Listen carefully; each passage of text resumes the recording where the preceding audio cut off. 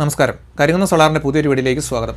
നമ്മൾ നോക്കുന്നത് നമ്മുടെ അടുത്ത് ഒരാൾ സോളാർ വെക്കാൻ വേണ്ടി വരികയാണെങ്കിൽ അവർ ഏറ്റവും കൂടുതൽ ആദ്യമേ ചോദിക്കുന്ന ഒരു ചോദ്യമാണ്, ചേട്ടാ നമുക്ക് ഈ KSEB ആയിട്ട് യാതൊരു ബന്ധവും വേണ്ട, അല്ലാതെ നമുക്ക് സോളാർ, അതായത് KSEB ലൈനേ നമുക്കില്ലാതെ നമ്മൾ സോളാറിൽ മാത്രം ഉപയോഗിക്കുന്ന ഒരു സംവിധാനം നമുക്ക് എന്തെങ്കിലും ചെയ്തു തരാനായിട്ട് പറ്റുമോ എന്നുള്ളൊരു കാര്യം. അപ്പോൾ നമ്മൾ ആ ഒരു വിഷയം നോക്കുകയാണെങ്കിൽ KSEB ഇല്ലാതെ കൊണ്ട് KSEBിനെ ഒഴിവാക്കിക്കൊണ്ട് നമ്മൾ സോളാർ ചെയ്യുന്ന ഒരു സംവിധാനത്തിലേക്ക് പോയി കഴിയുമ്പോൾ നമുക്ക് നേരിടേണ്ടി വരുന്ന ഏറ്റവും വലിയൊരു പ്രശ്നമെന്ന് പറഞ്ഞാൽ, ഒന്ന് നമുക്ക് പകൽ സമയം മാത്രമേ ഉള്ളൂ, രാത്രിയിൽ സോളാർ ഇല്ല എന്നുള്ളൊരു വിഷയം. അതേപോലെ തന്നെ നമുക്ക് 6 മാസക്കാലത്തേക്ക് നമുക്ക് നല്ല വേനലായിരിക്കും, പക്ഷേ ബാക്കി 6 മാസക്കാലം നമുക്ക് നല്ല മഴയായിരിക്കും എന്നുള്ളൊരു രണ്ട് വിഷയമാണ്. പിന്നെ അത് രാത്രി ആകുമ്പോൾ നമുക്ക് സോളാർ ഇല്ല എന്നുള്ളൊരു വിഷയം, നമുക്ക് ബാറ്ററി വെച്ചാൽ മതി, നമുക്കത് പരിഹരിക്കാനായിട്ട് പറ്റും. പകൽ സമയം കുറച്ച് സ്ട്രോങ് ആയിട്ട് സോളാർ പാനൽ വെച്ച് കൊടുത്താൽ നമുക്ക് പകലത്തെ ഉപയോഗം നടക്കും. അതിനകത്ത് മിച്ചം വരുന്ന എനർജി നമ്മൾ ബാറ്ററിക്കകത്തേക്ക് സ്റ്റോർ ചെയ്ത് നമുക്ക് രാത്രി സമയത്തേക്ക് അത് ഉപയോഗിക്കാനായിട്ട് പറ്റും. ഒരു പ്രശ്നമില്ല, നമുക്ക് കൈകാര്യം ചെയ്യാനായിട്ട് പറ്റും. പക്ഷേ മഴക്കാലം വരുമ്പം പകൽ സമയത്തെ എനർജി 4-ൽ 1 കുറഞ്ഞു പോകും. ആ ഒരു സാഹചര്യത്തിൽ നമുക്ക് പകൽ സമയത്ത് നമുക്ക് ആവശ്യമുള്ള എനർജി നമുക്ക് ലഭിക്കുന്നില്ല. പിന്നെ രാത്രിയിലേക്ക് നമുക്ക് ബാറ്ററിയിലേക്ക് ചാർജ് ചെയ്യാനായിട്ട് നമുക്ക് തികയാതെ വരും. അതിനെ എങ്ങനെ തരണം ചെയ്യാം? പ്രകാശത്തിൽ നിന്നും വൈദ്യുതി ഉൽപ്പാദിപ്പിക്കുന്നതിന് പുറമെ മറ്റെന്തെങ്കിലും ഒരു മാർഗവും കൂടെ നമ്മൾ അതിനുവേണ്ടി കണ്ടെത്തേണ്ടതായിട്ടുണ്ട്. അതിനായിട്ട് ആദ്യമേ നമ്മൾ നോക്കുന്ന ഒരു വിഷയമാണ് നമുക്ക് വിൻഡ്, അതായത് നമ്മൾ കാറ്റിൽ നിന്നും വൈദ്യുതി ഉൽപ്പാദിപ്പിക്കുന്ന ആ ഒരു സംവിധാനം. അപ്പോൾ ഈ വിൻഡ് ടർബൈനുകൾ നമ്മൾ യൂസ് ചെയ്ത് കഴിഞ്ഞാൽ നമുക്കുള്ളൊരു പ്രശ്നം വെച്ചാൽ, അത് ഏതെങ്കിലും തീരപ്രദേശങ്ങളിൽ, അതായത് കടലിനോട് ചേർന്നുള്ള മേഖലകളിലൊക്കെ ആണെങ്കിൽ അത് അത്യാവശ്യം വർക്ക് ചെയ്യും. പക്ഷേ നമ്മളിപ്പോൾ മൊത്തം ഓൾ കേരളയാണ് നമ്മൾ നോക്കുന്നത്. മൊത്തം കേരളത്തിൽ നോക്കുകയാണെങ്കിൽ എല്ലാ വീട്ടിലും കൊണ്ടുപോയി നമ്മൾ വിൻഡ് ടർബൈൻ വെക്കുക എന്ന് പറഞ്ഞാൽ അത് ഒരു കാരണവശാലും നമുക്ക് ഉപയോഗപ്രദമാകില്ല. അതിനെപ്പറ്റി ഞാനൊരു വീഡിയോ ഒരു 1.5 വർഷം മുമ്പ് ഞാൻ ഒരെണ്ണം ചെയ്തിട്ടുണ്ട്. നിങ്ങൾക്കത് എൻ്റെ ഈ ചാനലിൽ തന്നെ നോക്കി കാണാനായിട്ട് പറ്റും. കണ്ടിട്ടില്ല എന്നുണ്ടെങ്കിൽ നിങ്ങളൊന്ന് കാണുവാണെങ്കിൽ എല്ലാം വിശദമായിട്ട് അതിനകത്ത് പറഞ്ഞിട്ടുണ്ട്.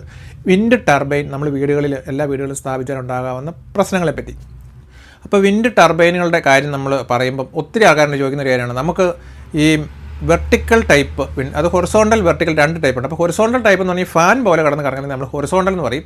നേരെ മറിച്ച് നമ്മൾ ഇങ്ങനെ ഈ രീതിയിൽ നിന്ന് കറങ്ങുന്നത്, അതായത് നമ്മൾ കുറേ ദളങ്ങളൊക്കെ വെച്ചിട്ട് ഇങ്ങനെ കിടന്ന് റൊട്ടേറ്റ് ചെയ്തുകൊണ്ടിരിക്കുന്ന ആ ഒരു ടൈപ്പിലുള്ള ടർബൈനുകൾ, വിൻഡ് ടർബൈനുകളെയാണ് നമ്മൾ വെർട്ടിക്കൽ ടൈപ്പ് എന്ന് പറയുന്നത്. അപ്പോൾ ഈ വെർട്ടിക്കൽ ടൈപ്പ് ചെറിയ യൂണിറ്റുകളൊക്കെ വിദേശ രാജ്യങ്ങളൊക്കെ ഇഷ്ടംപോലെ, കാനഡ, ഓസ്ട്രേലിയ, അവിടെയൊക്കെ പല കമ്പനികൾ നിർമ്മിക്കുന്നുണ്ട്.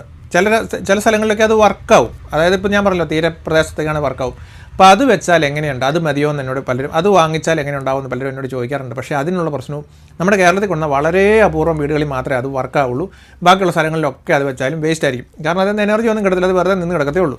അത് അത്യാവശ്യം കാറ്റുണ്ടെങ്കിൽ കാര്യം കറങ്ങും. അത് ആക്സിൽ ഫ്ലക്സ് ആണ്, അതുപോലെ തന്നെ അത് എയർ കോറുമാണ്. അപ്പം അതുകൊണ്ട് അത്യാവശ്യം കാറ്റ്, ചെറിയൊരു കാറ്റുണ്ടെങ്കിലും കറങ്ങും. പക്ഷേ നമുക്കിവിടെ അതുപോലും ഒരു വീടുകളിൽ തന്നെ ലഭിക്കുന്നില്ല. വളരെ സൈലൻ്റ് ആയിട്ട് കിടക്കുകയാണ് എല്ലാ വീടിൻ്റെയും ടെറസിന് മുകളിൽ നമ്മൾ നോക്കുകയാണെങ്കിൽ. അപ്പോൾ ഈ വിൻഡിൽ നിന്ന് നമുക്ക് ലഭ്യമാകില്ല എന്ന് ഉറപ്പ് വന്ന സ്ഥിതിക്ക് നമുക്ക് മൂന്നാമത് പരിഗണിക്കാവുന്ന ഏറ്റവും പ്രധാനപ്പെട്ട ഒരു സോഴ്സ് എന്ന് പറയുന്നത് മഴയാണ്. അതായത് നമുക്ക് 6 മാസക്കാലം, 6 മാസമല്ല, ചിലപ്പോൾ അതിലും കൂടുതൽ സമയം, ഒരു 7 മാസത്തോളം നമുക്ക് അത്യാവശ്യം നല്ല രീതിയിൽ മഴ പെയ്യുന്നുണ്ട്. അപ്പോൾ ഈ മഴവെള്ളം അത് വെറുതെ നിരത്തി വീണ് ഇങ്ങനെ ഒഴുകിപ്പോവുകയാണല്ലോ. അപ്പോൾ അതിൽ നിന്നും വൈദ്യുതി ഉൽപ്പാദിപ്പിക്കുന്ന ഒരു സംവിധാനം, ഇപ്പം നിങ്ങളന്നേരം ഓർക്കും ഡാമൊക്കെ കെട്ടിയിരിക്കുന്നത്, ഡാമിൻ്റെ ഒരു സംവിധാനമല്ല, നിങ്ങൾ ഈ തമ്പനയിലിനകത്ത് കണ്ടതുപോലെ തന്നെ വളരെ വലിയൊരു ഡിഷ് ആൻറ്റിനയൊക്കെ പോലെ ഒരു ചോർപ്പ് പോലെ വലിയൊരു സംവിധാനം നമ്മൾ വെച്ചതിന് ശേഷം ഈ വെള്ളം മുഴുവനോടെ അതിനകത്ത് നമ്മൾ ശേഖരിക്കുകയാണ് ഫസ്റ്റിൽ നമ്മൾ ചെയ്യുന്നത്. നിങ്ങൾ വിചാരിക്കും ഇതിനകത്ത് വീഴുന്ന ഈ വെള്ളത്തിന് നേരെ നമ്മൾ ടർബൈനിലേക്ക് കൊടുത്തു കഴിഞ്ഞാൽ നമുക്ക് കൂടിപ്പോയാൽ ഇപ്പോൾ 1 മണിക്കൂർ സമയം മഴ പെയ്താൽ ആ 1 മണിക്കൂർ സമയം വൈദ്യുതി ഉൽപ്പാദിപ്പിക്കും, അതിനുശേഷം പെട്ടെന്ന് നിന്ന് പോലെയാണ്. അങ്ങനെയല്ല നമ്മൾ സിസ്റ്റം ഡിസൈൻ ചെയ്തിരിക്കുന്നത്. നമ്മളുടെ ഈ ഒരു വലിയ ഒരു സംവിധാനത്തിനകത്ത് വന്ന് വീഴുന്ന വെള്ളത്തിനെ മുഴുവനും നമ്മൾ വേറൊരു വലിയ ടാങ്കിനകത്തേക്ക്, അതും മുകളിൽ തന്നെ നമ്മൾ ഫിറ്റ് ചെയ്ത് വെച്ചിരിക്കുന്ന, നിങ്ങളെ ചിത്രത്തിനകത്ത് കാണുന്നത് പോലെ തന്നെ മുകളിൽ ഫിറ്റ് ചെയ്തിരിക്കുന്ന ഒരു വലിയ ടാങ്കിനുള്ളിലേക്ക് അത് ശേഖരിക്കപ്പെടുകയാണ് ചെയ്യുന്നത്, ഈ വെള്ളം മുഴുവനും. അങ്ങനെ ശേഖരിക്കപ്പെട്ട വെള്ളത്തിൽ നിന്നും ഒരു കുറച്ചളവ്, ഇപ്പം നമ്മൾ 1 മണിക്കൂർ സമയം നമുക്കൊരു മഴ പെയ്ത് കഴിഞ്ഞാൽ നമ്മളൊരു 10-15 മണിക്കൂർ സമയത്തേക്ക് വൈദ്യുതി ഉപയോഗിക്കാനായിട്ടുള്ള വെള്ളം നമുക്ക് അതിനകത്ത് ഈ ടാങ്കിനകത്തേക്ക് ശേഖരിക്കപ്പെടുകയാണ് ചെയ്തത്. അപ്പോൾ ഈ വെള്ളം നമ്മൾ അവിടെ നിന്നും റെഡ്യൂസ് ചെയ്ത് ചെറിയ പൈപ്പ് വഴി കൊണ്ടുവന്നിട്ട് നോസിൽ വെച്ച് നമ്മളുടെ ടർബൈനിലേക്ക് അടുപ്പിച്ചുകൊണ്ട് ആൾട്ടർനേറ്ററിനെ കറക്കിക്കൊണ്ട് നമ്മൾ വൈദ്യുതി ഉൽപ്പാദിപ്പിക്കുകയാണ്. അപ്പം വളരെ ചെറിയ തോതിൽ, അതായത് നമുക്ക് സോളാർ പാനൽ എന്നൊക്കെ പറയുന്നത് ഒരു 5 ആമ്പിയർ 10 ആമ്പിയർ അങ്ങനെയുള്ള ഒരു ചെറിയൊരു ആമ്പിയറിൽ നമുക്ക് വൈദ്യുതി എല്ലാ സമയത്തും, അതായത് 1 മണിക്കൂർ സമയം മഴ പെയ്താൽ നമുക്കൊരു 5, 10, 15 മണിക്കൂർ സമയത്തേക്ക് ആ മഴവെള്ളം കൊണ്ട് തന്നെ നമുക്ക് ഈസി ആയിട്ട് ഈ ടർബൈൻ കറങ്ങുന്ന ഒരു സംവിധാനമാണ്. അങ്ങനെ ഓൾട്ടർനേറ്റർ വഴി നമുക്ക് സപ്ലൈ എപ്പോഴും നമ്മുടെ ബാറ്ററിയിലേക്ക് ചാർജ് ശേഖരിച്ചുകൊണ്ടിരിക്കുന്ന ഒരു സംവിധാനമാണ് നമ്മൾ ഇതിനകത്ത് കാണിച്ചു തരുന്നത്. അതുപോലെ തന്നെ നിങ്ങൾക്ക് നോക്കുവാണെങ്കിൽ നല്ല ജൂൺ, ജൂലൈ, ഓഗസ്റ്റ് മാസങ്ങളിലൊക്കെ ആണെങ്കിൽ വലിയ മഴ അങ്ങ് പെയ്ത് കഴിഞ്ഞാൽ പിന്നെ ചെറുതായിട്ട് തൂളിക്കൊണ്ടിരിക്കും, ചെറിയ തൂളമഴ എന്ന് നമ്മൾ പറയും, തൂളൽ. അതുപോലെ വന്നുകൊണ്ടിരിക്കുന്ന സമയത്ത് അതിൽ നിന്ന് കിട്ടുന്നതാണെങ്കിലും നമ്മൾ കുറേ ടൈം അപ്പോൾ രാത്രി മുഴുവൻ നമ്മൾ ചെറുതായിട്ട് മഴ തോളിക്കൊണ്ടിരിക്കുകയാണെങ്കിൽ നമുക്ക് ആ ലൈവ് തോളിക്കൊണ്ടിരിക്കുന്നതിൽ നിന്ന് തന്നെ നമുക്ക് ആവശ്യമുള്ളത് എനർജി നമുക്ക് ഉൽപ്പാദിപ്പിക്കാനായിട്ട് ടർബൈൻ കറങ്ങാനായിട്ടുള്ള എനർജി നമുക്ക് ലഭിച്ചുകൊണ്ടിരിക്കും. ടാങ്കിൽ കിടക്കുന്നത് എക്സ്ട്രാ ആയിട്ട് നമുക്ക് സ്റ്റോറായിട്ട് നിൽക്കും. ഏതെങ്കിലും സമയത്ത് ഇപ്പോൾ ഒരു ദിവസത്തേക്ക് മഴ ഫുള്ളായിട്ട് പെയ്തേ ഇല്ലെങ്കിൽ നമുക്ക് ഈ ടാങ്കിൽ നിന്നും ആ സ്റ്റോറായിട്ടുള്ള ആ ഒരു ജലത്തിൽ നിന്നും നമുക്ക് ഉൽപ്പാദനം നടന്നുകൊണ്ടിരിക്കും. പിന്നീട് ഹെവി റെയിൻ, ഇപ്പം ചില ദിവസങ്ങളിലൊക്കെ ആണെങ്കിൽ ഭയങ്കര മഴയായിരിക്കും, രാത്രിയും പകലൊന്നുമില്ലാതെ. അപ്പോൾ അത് ഫുള്ള് നമ്മൾ അതിനകത്തേക്ക് ടാങ്കിനകത്തേക്ക് ശേഖരിച്ചിട്ട് കഴിഞ്ഞാൽ നമുക്ക് 24 മണിക്കൂർ ഈ 6 മാസക്കാലവും സുഖമായിട്ട് നമുക്ക് ഇതിൽ നിന്ന് വൈദ്യുതി ഒരു നിശ്ചിത അളവിൽ നമുക്ക് ഉൽപ്പാദിപ്പിച്ചുകൊണ്ടിരിക്കാനായിട്ട് ഈസിയായിട്ട് സാധിക്കും. നമ്മൾ ഇത് ഉൽപ്പാദിപ്പിക്കുമ്പോൾ വലിയൊരു വേസ്റ്റ് പൈപ്പ് വഴി വരുന്ന നമുക്ക് നേരെ കൊണ്ട് ടർബൈൻ കറക്കി അങ്ങനെ വലിയൊരു ജനറേറ്റർ അല്ലെങ്കിൽ ഒരു ആൾട്ടർനേറ്റർ വെച്ചിട്ട് അങ്ങനെയുള്ളൊരു സംവിധാനമല്ല.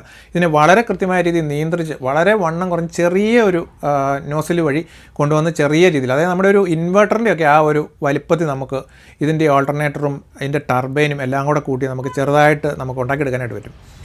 അപ്പോൾ നമുക്കിപ്പം N52 ഒക്കെ മാഗ്നറ്റൊക്കെ വന്നിട്ടുണ്ട്. അപ്പോൾ അതൊക്കെ വെച്ച് ചെയ്യുവാണെങ്കിൽ വളരെ ഹെവി ഭയങ്കര പവർഫുള്ളായിട്ടുള്ള മാഗ്നറ്റാണ് അതൊക്കെ. അത് വെച്ച് നമ്മൾ ചെയ്യുവാണെങ്കിൽ നമുക്കിപ്പം ഒന്നെങ്കിൽ റേഡിയൽ ഫ്ലക്സിലോ അല്ലെങ്കിൽ ആക്സിൽ ഫ്ലക്സിലോ ഏതിൽ വേണമെങ്കിലും ചെയ്യാം. ഏതിൽ ചെയ്തെന്ന് പറഞ്ഞാലും നമുക്ക് നല്ല ഔട്ട്പുട്ട് കിട്ടും.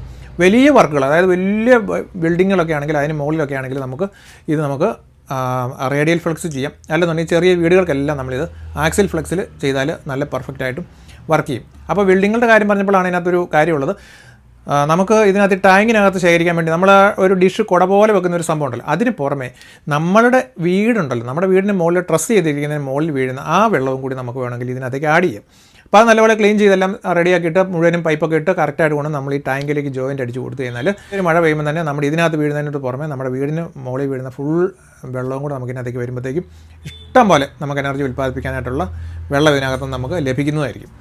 അപ്പോൾ നമ്മളുടെ ആൾട്ടർനേറ്റർ അത് ചെറിയൊരു ഇൻവെർട്ടറിൻ്റെ വലിപ്പേ ഉണ്ടാവുള്ളൂ എന്ന് നമ്മൾ പറഞ്ഞു. അത് അതേ രീതിയിൽ തന്നെ ചെറുതായിട്ട് ഉണ്ടാക്കിയിട്ട് അതിനകത്തേക്ക് നമ്മൾ നോസിലും വെച്ച് കൊടുക്കുകയാണെങ്കിൽ ഇത് 24 അവേഴ്സും ഈ 6 മാസക്കാലം നമുക്ക് സുഖമായിട്ട് നമ്മുടെ ആവശ്യത്തിനുള്ള ബാറ്ററി ചാർജ് ചെയ്യാനായിട്ടുള്ള എനർജി ഒരേപോലെ തന്നെ എപ്പോഴും ഫുള്ള് കണ്ടിന്യൂസ് ആയിട്ട് കിട്ടിക്കൊണ്ടിരിക്കും. ആൾട്ടർനേറ്ററിനകത്തുള്ള ആക്സിൽ ഫ്ലക്സ് എന്താണ്, റേഡിയൽ ഫ്ലക്സ് എന്താണെന്നൊക്കെ ഉള്ളത്. അപ്പോൾ അതൊക്കെയായിട്ട് ബന്ധപ്പെട്ട് കൂടുതൽ വിശദമായ ഒരു വീഡിയോ വേണമെന്നുണ്ടെങ്കിൽ നമുക്ക് അതിൻ്റെ ഒരു ചെറിയ സംഭവം ഉണ്ടാക്കി കാണിച്ചുകൊണ്ട് നമുക്ക് വേണമെങ്കിൽ ഒരെണ്ണം ചെയ്യാം. അതായത് ഈ ആക്സിൽ ഫ്ലക്സ് ആണെങ്കിൽ നമുക്ക് സാധാരണ രീതിയിൽ ആളുകൾ വെറുതെ നമുക്ക് ഉണ്ടാക്കാനൊക്കെ വളരെ എളുപ്പമാണ്. പക്ഷേ റേഡിയൽ ഫ്ലക്സ് കുറച്ചുകൂടെ ബുദ്ധിമുട്ടാണ് ഈ ഇതുണ്ടാക്കിയെടുക്കാനായിട്ട്, അതായത് ആൾട്ടർനേറ്റർ ഉണ്ടാക്കിയെടുക്കാൻ വേണ്ടി. അത് റേഡിയൽ ഫ്ലക്സ് ജനറേറ്ററുകൾ എന്ന് പറഞ്ഞാൽ അത് ഇങ്ങനെ കിടന്ന് കറങ്ങിക്കൊണ്ടിരിക്കുന്ന സംഭവം തിരിയും അങ്ങനെ ഉള്ളൊരു സംവിധാനമാണ്. അതിനകത്ത് നമുക്ക് കോറ് കാണും. കോർ വെച്ചിട്ടാണ് റേഡിയൽ ഫ്ലക്സ് ജനറേറ്റർ ഉണ്ടാകും. അത് വലിയ ജനറേറ്ററുകളെല്ലാം റേഡിയൽ ഫ്ലക്സ് ആയിരിക്കും. വിൻഡ് ടർബൈനൊക്കെ ഉണ്ടല്ലോ അതിന് ബെസ്റ്റായിട്ടുള്ളത്, അതായത് ചെറിയത്, വലുതിനല്ല ചെറിയതിന് ഏറ്റവും ബെറ്റർ ആയിട്ടുള്ളത് ശരിക്കും ആക്സിൽ ഫ്ലക്സ് എന്ന് പറയുന്ന സംഭവമാണ്. അത് ഈ ഫ്ലക്സിൻ്റെ ആ ദിശയാവട്ടെ, ഈ ആക്സിൽ ഫ്ലക്സ് റേഡിയൽ ഫ്ലക്സ് എന്ന് പറയുന്നത് ശരിക്കും വിശദമായിട്ട് വേണമെങ്കിൽ ആ ഒരു വീഡിയോ അതുമായിട്ട് ബന്ധപ്പെട്ട് നമുക്ക് വേണമെങ്കിൽ ചെയ്യാം. നിങ്ങളൊന്ന് കമൻറ്റ് ചെയ്താൽ മതി. അപ്പം ഈ ആക്സിൽ ഫ്ലക്സിൻ്റെ ഒരു പ്രത്യേക അനുസരിച്ച് ഞാൻ പറഞ്ഞുതരാം. ഇത് സംബന്ധിച്ച് നമ്മുടെ ഈ ഒരു ചപ്പാത്തിപ്പലക പോലെ ഈ സംഭവം ഇരിക്കും. ഇങ്ങനെയാണ് ഈ സംഭവം കറങ്ങുന്നത്. അപ്പോൾ ഇതിനകത്ത് ഇങ്ങനെ ഓരോന്നായിട്ട് ഇങ്ങനെ ആ പലകയിൽ ഇങ്ങനെ മാഗ്നറ്റുകൾ ഇങ്ങനെ ചുറ്റിലും വെച്ചതിന് ശേഷം അതിനകത്ത് നമ്മൾ അറച്ചൊക്കെ ഇട്ടിട്ട് അങ്ങനെയാണ് വെള്ളം കയറാതെ നമ്മൾ സെറ്റാക്കിയിട്ടാണ് സംഭവം ശരിക്കും ഉണ്ടാക്കി വെക്കുന്നത്. അപ്പോൾ ഇതിൻ്റെ ഒരു ഏറ്റവും വലിയൊരു ഗുണം എന്താണെന്ന് വെച്ച് കഴിഞ്ഞാൽ, ഇപ്പോൾ വിൻഡ് ടർബൈനൊക്കെ ഉണ്ടാക്കുമ്പോൾ ഇതിനകത്ത് ഈ ആക്സിൽ ഫ്ലക്സ് ഉപയോഗിക്കുന്നതിൻ്റെ മെയിൻ കാരണം, ആക്സിൽ ഫ്ലക്സിന് നമുക്ക് വേണമെങ്കിൽ ഇതിൻ്റെ ഈ വൈൻഡിങ്ങുകളുണ്ടല്ലോ, അതായത് കമ്പിച്ചുരുളുകളുണ്ടല്ലോ അത് വെച്ചിരിക്കുന്നത്, ഈ കമ്പിച്ചുരുളുകൾക്കകത്ത് നമുക്ക് കോറില്ലാതെ നമുക്ക് ചെയ്യാനായിട്ട് വരും. അതായത് എയർ കോറായിട്ട് നമുക്ക് ചെയ്യാനായിട്ട് പറ്റും. അപ്പോൾ ഈ കോറുള്ളതും കോറില്ലാത്തതും തമ്മിലുള്ള വ്യത്യാസം എന്താണെന്ന് ചോദിച്ചു കഴിഞ്ഞാൽ, കോറുണ്ടെങ്കിൽ എനർജി ഉൽപ്പാദിപ്പിക്കുന്നത് വളരെയധികം കൂടുതലായിരിക്കും. ഒരു 40% കുറവായിരിക്കും നമുക്ക് ഈ കോറ്, അതായത് ഈ കമ്പിച്ചുരുളിനുള്ളിൽ കൂടി നമ്മൾ കോറ് വെക്കാതെ കൊണ്ട് ആക്സിൽ ഫ്ലക്സ് ഓൾട്ടർനേറ്റർ നമ്മൾ ഉണ്ടാക്കിയെടുക്കും. ഈ ഓൾട്ടർനേറ്റർ എന്ന് പറഞ്ഞാൽ ഡൈനാമോ എന്നൊക്കെ പറയുന്ന സംഭവം തന്നെയാണ്. പക്ഷേ വലിയ യൂണിറ്റുകളെല്ലാം നമ്മൾ ഉപയോഗിക്കുന്ന ജനറേറ്റർ എന്ന് പറയുന്ന സംഭവങ്ങളെല്ലാം ശരിക്കും ഓൾട്ടർനേറ്ററാണ്. അത് പൊതുവായിട്ട് ജനറേറ്റർ എന്ന് പറയുന്നേ ഉള്ളൂ, പക്ഷേ അത് ശരിക്കും ഈ ആൾട്ടർനേറ്റർ തന്നെയാണ് കേട്ടോ. അപ്പോൾ നമ്മൾ പറഞ്ഞു വന്നത് ആക്സിൽ ഫ്ലക്സ് ആണ് ഉപയോഗിക്കുന്നുണ്ടെങ്കിൽ എന്താണ് അതിൻ്റെ വലിയൊരു പ്രത്യേകത എന്ന് ചോദിച്ചു കഴിഞ്ഞാൽ, അതിനകത്ത് നമുക്ക് എയർ കോറായിട്ട്, അതായത് കോറ് ഇതിനുള്ളിൽ ഇല്ലാതെ കൊണ്ട് നമുക്കത് നിർമ്മിക്കാനായിട്ട് പറ്റും. അപ്പോൾ കോറിനുള്ളിൽ ഇല്ല എന്ന് വരികയുള്ള അതിൻ്റെ പ്രത്യേക ഒരു ഗുണം എന്താണെന്ന് വെച്ച് കഴിഞ്ഞാൽ, ഇനി കോഗിങ് ഉണ്ടാവില്ല. കോഗിങ് എന്ന് പറഞ്ഞു കഴിഞ്ഞാൽ കോഗിങ് ടോർക്ക് എന്ന് പറയും. അതായത് നമ്മളിപ്പോൾ ഒരു സൈക്കിളിൻ്റെയൊക്കെ ഡൈനാമോ എടുത്തിട്ട് നമ്മളിങ്ങനെ തിരിക്കാനായിട്ട് ശ്രമിക്കുകയാണെങ്കിൽ തിരിക്കുമ്പോൾ ടക്ക് ടക്ക് ടക്ക് ടക്ക് എന്നൊരു ചാട്ടം വരും. നിങ്ങൾ ശ്രദ്ധയുണ്ടാവും. അതായത് ഇങ്ങനെ ഡൈനാമോയിനുള്ളിൽ ഇങ്ങനെ ഇരിക്കുകയാണെങ്കിൽ അതിൻ്റെ മാഗ്നറ്റാണ് കിടക്കുന്നത്. അപ്പോൾ ഈ മാഗ്നറ്റിൻ്റെ ഓരോ പൊസിഷനിലും ഇതിൻ്റെ അതിനുള്ളിലുള്ള ഓരോ കോറെ കൂടെ ഇത് തിരിഞ്ഞ് വരുമ്പം ഇങ്ങനെ ചാടുമ്പം നമ്മൾ അകത്തൊരിടത്ത് മുട്ടുന്നോ തട്ടുന്നോ ഒന്നുമല്ല, പക്ഷെ നമ്മൾ കൈ കൊണ്ട് ഇങ്ങനെ പിടിക്കുമ്പോൾ ഒരു ചെറിയൊരു ബലം അനുഭവപ്പെടും. ഇത് ടക്ക് ടക്ക് ടക്ക് എന്ന് ഒരു പോയിന്റിൽ നിന്ന് അടുത്ത പോയിന്റിലേക്ക് ചാടുന്നതായിട്ട്. അതിന് കോഗിങ് എന്നാണ് പറയുന്നത്. നമ്മളിപ്പോൾ ഒരു വിൻഡ് ടർബൈനൊക്കെ ആണെങ്കിൽ അതിലേക്ക് എയർ വന്നടിച്ച് എത്രയായാലും ഇത് സ്റ്റാർട്ട് ആവില്ല എന്ന് പറഞ്ഞാൽ ഇത് കറങ്ങാൻ തുടങ്ങില്ല. ഈ കോഗിങ് ബലം ഇങ്ങനെ നിൽക്കുന്ന കാരണം ഈ മാഗ്നറ്റ് ഇങ്ങനെ പിടിച്ച് നിൽക്കുന്നുണ്ട്.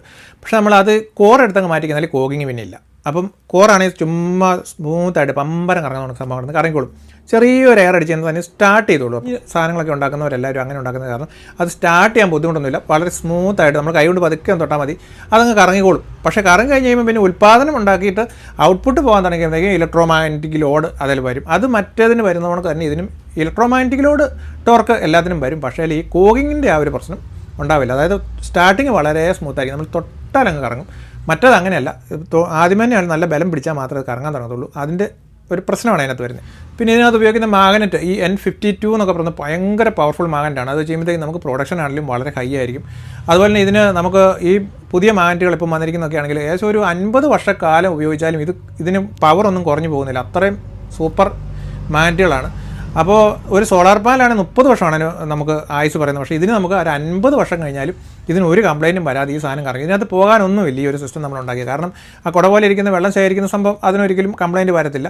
പിന്നെ വന്നിട്ട് നമുക്ക് അതിൻ്റെ ടർബൈനും അതുപോലെ തന്നെ ആൾട്ടർനേറ്റർ വന്നിട്ട് അതിനൊരു കംപ്ലയിൻറ്റും വരാനുള്ള ഒരു സാധ്യതകളും അതിനകത്തില്ല. കാരണം കോയിലും മാഗ്നറ്റും അല്ലേ ഉള്ളൂ. മാഗ്നറ്റിന് 50 വർഷം കാലം നിൽക്കുകയും ചെയ്യും. അപ്പോൾ പിന്നെ അതിനകത്തൊന്നും പറ്റില്ല. പിന്നെ ആകെ അതിനകത്ത് കംപ്ലയിൻറ്റ് വരാൻ ചെറിയ സാധ്യതയുള്ള വല്ല ബെയറിങ്ങുകൾ വല്ലതും പോകും. അത് 100, 200, 300 രൂപ കൊടുത്താൽ മാറാവുന്ന കേസേ ഉള്ളൂ. ഒരു 50 വർഷക്കാലത്തേക്ക് നമുക്ക് ഇത്ര ഒരെണ്ണം ഉണ്ടാക്കിയാൽ ഇത് വർക്ക് ചെയ്യുക എന്നുള്ളതാണ് എൻ്റെ ഏറ്റവും വലിയൊരു പ്രത്യേകത. മാത്രമല്ല 6 മാസക്കാലം നമുക്കിത് ഫില്ല് ചെയ്ത് തരും. നമുക്ക് കറണ്ടിൻ്റെ പ്രശ്നങ്ങളൊക്കെ മറ്റ് സോളാർ പാനൽ നമുക്ക് ബാക്കി 6 മാസക്കാലവും നമുക്ക് ഫില്ല് ചെയ്യും. ഈ 6 മാസക്കാലം മഴ കുറവ് വരുന്ന സമയത്തും അങ്ങനെയുള്ളതിനെല്ലാം ഉള്ളത് നമുക്ക് സോളാർ ഉണ്ടല്ലോ പകൽ സമയത്ത്. അപ്പോൾ ഇത്തിരി കുറവ് വരുന്നത് മാത്രം മെയിൻറ്റെയിൻ ചെയ്ത് പോയാൽ മതി. അപ്പോൾ അതിന് ഇത് ഈസി ആയിട്ടും നടക്കും. എല്ലാ വീടുകളിലും ഇത് വെക്കാമെന്നുള്ള ഒന്നാമത്തെ കാര്യം. അതുപോലെ തന്നെ നമുക്ക് 6 മാസക്കാലം മഴ എന്തായാലും കിട്ടാതെ വരില്ല എന്നുള്ളതും ഏറ്റവും പ്രധാനപ്പെട്ട മറ്റൊരു പോയിൻ്റാണ്. അപ്പോൾ ഇത് ഇങ്ങനെ ഒരു സംഭവം വെക്കുമ്പോൾ നമുക്ക് KSEB എന്ന് പറഞ്ഞ ലൈനെ കട്ട് ചെയ്തുകൊണ്ട് വേണമെങ്കിലും നമുക്ക് അത്യാവശ്യം വീടുകൾ സ്മൂത്തായിട്ടും ധൈര്യമായിട്ടും നമുക്ക് ഓടിക്കാം. കാരണം രാത്രി ആയാലും നമുക്കിത് വർക്ക് ചെയ്യുമല്ലോ, മഴ പെയ്താൽ നമുക്ക് വർക്ക് ചെയ്യില്ല. അപ്പം ഒന്നും പേടിക്കാനില്ല, നമുക്ക് ധൈര്യമായിട്ട് KSEB ലൈനൊന്നും ഇല്ലാതെ കട്ട് ചെയ്താൽ പോലും അത്യാവശ്യം വീടുകൾ. ഇപ്പം വലിയ AC അല്ല, ഒരുപാടെണ്ണം ഒരു 5-10 AC ഒക്കെ വെച്ച് ഉപയോഗിക്കുന്നവർക്കൊന്നും പറ്റത്തില്ലായിരിക്കും. പക്ഷേ സാധാരണ വീടുകളെ സംബന്ധിച്ചിടത്തോളം പറഞ്ഞാൽ ഇങ്ങനെ ഒരു സിസ്റ്റം കൂടെ പിടിപ്പിക്കുകയാണെങ്കിൽ സൂപ്പറായിട്ട് ഇവർക്ക് രാത്രിയിലും പകലും എല്ലാം വൈദ്യുതി നമുക്ക് ലഭിച്ചുകൊണ്ടിരിക്കും. പിന്നെ ഇതിന് ഞാനൊരു അഡീഷണലായിട്ടൊരു പ്ലസ് പോയിൻ്റ് കൂടി ഞാനിങ്ങനെ ഒരു സിസ്റ്റം നമ്മൾ ചെയ്യുവാണെങ്കിൽ ഞാൻ പറയാം. അതിനുവെച്ചാൽ ഇപ്പം നമുക്ക് എല്ലാവർക്കും വേനൽക്കാലം ആയിക്കുമ്പോൾ പലവർക്കും വെള്ളത്തിന് ഷോർട്ടേജാണ്. വെള്ളമില്ലാത്ത ഒരുപാട് വീടുകളുണ്ട്. അപ്പോൾ നമ്മൾ വേനൽക്കാലം ആയി കഴിയുമ്പോഴത്തേക്കും ഇതങ്ങ് ക്ലോസ് ചെയ്യുക. അതായത് വൈദ്യുതി ഉൽപ്പാദനം ഫുള്ളായിട്ട് ക്ലോസ് ചെയ്തു, നമുക്ക് ക്ലോസ് ചെയ്തിട്ടിരിക്കുകയാണല്ലോ. അപ്പോൾ വാൽവ് നമ്മൾ ക്ലോസ് ചെയ്തിട്ട് കഴിഞ്ഞാൽ ഒരു വേനൽ മഴയോ എന്തെങ്കിലും ഉണ്ടാവുകയാണെങ്കിൽ, പെട്ടെന്നൊരു മഴ പെയ്യുവാണെങ്കിൽ, നല്ല ശക്തമായിട്ടൊരു മഴ കിട്ടുവാണെങ്കിൽ, ആ ഒരൊറ്റ മഴ കൊണ്ട് തന്നെ നമുക്കിതിനകത്ത് ഈ വെള്ളം മുഴുവൻ ഈ മുകളിലിരിക്കുന്ന ടാങ്കിനകത്തേക്ക് ശേഖരിക്കപ്പെടും. നമുക്ക് പൈപ്പിനകത്തേക്ക് ഇത് കണക്ട് ചെയ്യുക. അതിനുശേഷം ഒരു എക്സ്ട്രാ ഒരു വാൽവ് ചെയ്യുന്നത് നമ്മുടെ വീട്ടിലെ പൈപ്പിലേക്കോ അല്ലെങ്കിൽ എവിടെയിട്ടും കൊടുത്തു കഴിഞ്ഞാൽ ഇത് മുകളിൽ ഈ ടാങ്കിങ് സംവിധാനം ഇരിക്കുന്നതുകൊണ്ട് അതിനകത്ത് ശേഖരിക്കപ്പെട്ട വെള്ളം മൊത്തം നമുക്ക് നമ്മുടെ വീട്ടിലേക്ക് വരികയും നമുക്ക് വേറെ പുറത്തുനിന്ന് ഇപ്പോൾ പലരും വണ്ടിക്കൊക്കെ വെള്ളം കൊണ്ടുവരുവാണ്. പലരും കുഴൽക്കിണറൊക്കെ ഉണ്ടെങ്കിൽ എല്ലാം വെള്ളം പറ്റി. ഇനി ഭാവിയിലേക്കാണെങ്കിലും നമുക്ക് വെള്ളത്തിൻ്റെ ക്ഷാമം വളരെയധികം വർദ്ധിച്ചു വരികയുള്ളൂ. നമ്മുടെ ഇവിടെ എല്ലാ കിണറും പറ്റിക്കൊണ്ടിരിക്കുക. ഇപ്പം തോട്ടിൽ വെള്ളമില്ല, ഒരിടത്തും വെള്ളമില്ല, എല്ലാം പറ്റിക്കൊണ്ടിരിക്കുക.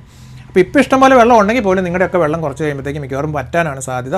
കാരണം എന്ന് വെച്ചാൽ ഈ അങ്ങനെയാണ് നമ്മുടെ മൊത്തം പ്രകൃതിയിൽ മൊത്തം നശിപ്പിച്ചു. അതുകൊണ്ടാണ് ഇങ്ങനെ ഒരു പ്രശ്നം വന്നേക്കുന്നത്. അപ്പോൾ ഈ ഒരു പ്രശ്നത്തിനെയും നമുക്ക് തരണം ചെയ്യാനായിട്ട് പറ്റും. എല്ലാ സമയത്തും നമുക്ക് വെള്ളം ലഭ്യമാകും. വേനൽക്കാലത്ത് ഒറ്റ മഴ, ഒരു വേനൽ മഴയോ ഒരു പുതുമഴയോ കിട്ടിക്കഴിഞ്ഞാൽ ആ ഒരു ഒറ്റ മഴ കൊണ്ട് തന്നെ ഇപ്പം ഇത് മരങ്ങളുടെ എല്ലാം മുകളിൽ കുറച്ച് പൊങ്ങിയായിരിക്കുമല്ലോ നമ്മളിത് ഫിറ്റ് ചെയ്ത് വെച്ചിരിക്കുന്നത്. അപ്പോൾ അതുകൊണ്ട് തന്നെ ഇതിലേക്ക് ഇലകളും കാര്യങ്ങളൊക്കെ വീണത് ചേത്തിയാവാനുള്ള സാധ്യതയും വളരെ കുറവാണ്. കാരണം മരങ്ങൾ കുറച്ച് അകലെയായിരിക്കും. ഇല്ലെങ്കിൽ നമ്മൾ മരങ്ങളൊക്കെ ഒന്ന് വെട്ടി സെറ്റപ്പാക്കി ഇതിലേക്ക് വീഴാത്ത രീതിയിലാക്കി, ഇലകളോ ഒന്നും വീഴാത്ത രീതിയിൽ സെറ്റാക്കി വെക്കുകയാണെങ്കിൽ നമുക്ക് നല്ല സൂപ്പറായിട്ട് നമുക്ക് അത്യാവശ്യം ഇതിൽ നിന്ന് വെള്ളം കിട്ടും. അതൊന്ന് ഫിൽറ്റർ ചെയ്തെടുത്ത് നമുക്ക് കുടിക്കാനും വേണമെങ്കിൽ ഉപയോഗിക്കാവുന്ന അത്രയും നല്ല ക്വാളിറ്റിയുള്ള വെള്ളം തന്നെ നമുക്ക് ഇതിനകത്ത് നിന്ന് ഇഷ്ടംപോലെ വേനൽക്കാലത്ത് നമുക്ക് ലഭ്യമാകും എന്നുള്ളത് വേറൊരു എക്സ്ട്രാ ഇതിനകത്തുനിന്നുള്ളൊരു ബെനിഫിറ്റാണ്. അപ്പോൾ ഇങ്ങനെ ഒരു സിസ്റ്റം നമ്മൾ ചെയ്യുവാണെങ്കിൽ അത് ഉപയോഗപ്രദമാകുമോ ഇല്ലയോ, നിങ്ങളുടെ അഭിപ്രായങ്ങളും നിർദ്ദേശങ്ങളും കാര്യങ്ങളൊക്കെ ഒന്ന് കമൻറ്റ് ചെയ്യുക നമുക്കറിയാനായിട്ട്. അതുപോലെ തന്നെ ലൈക്ക് ചെയ്യുക, ഷെയർ ചെയ്യുക. നമ്മുടെ ഈ ചാനൽ സബ്സ്ക്രൈബ് ചെയ്യാതെയാണ് ഇപ്പോൾ നിങ്ങൾ കാണുന്നുണ്ടെങ്കിൽ, ഒരുപാട് ആൾക്കാരും ചാനൽ കാണുന്നുണ്ട് പക്ഷേ സബ്സ്ക്രൈബ് ചെയ്യുന്നില്ല. അപ്പോൾ നിങ്ങൾ സബ്സ്ക്രൈബ് ചെയ്യുകയാണെങ്കിൽ നമുക്കതൊരു സന്തോഷമായിരിക്കും. കൂടുതൽ സബ്സ്ക്രൈബേഴ്സ് ഉണ്ടെങ്കിൽ കൂടുതൽ നല്ല വീഡിയോകൾ നമ്മൾ നിങ്ങളുടെ മുമ്പിലേക്ക് എത്തിക്കുന്നതായിരിക്കും. അപ്പോൾ ഇപ്പോൾ തന്നെ മറക്കാതെ ഒന്ന് സബ്സ്ക്രൈബ് ചെയ്യുക. നമുക്കിതേപോലെ നിങ്ങൾക്ക് വളരെ ഉപകാരപ്രദമായിട്ടുള്ള മറ്റൊരു പുതിയ വീഡിയോയിൽ വീണ്ടും കാണാം. ബൈ.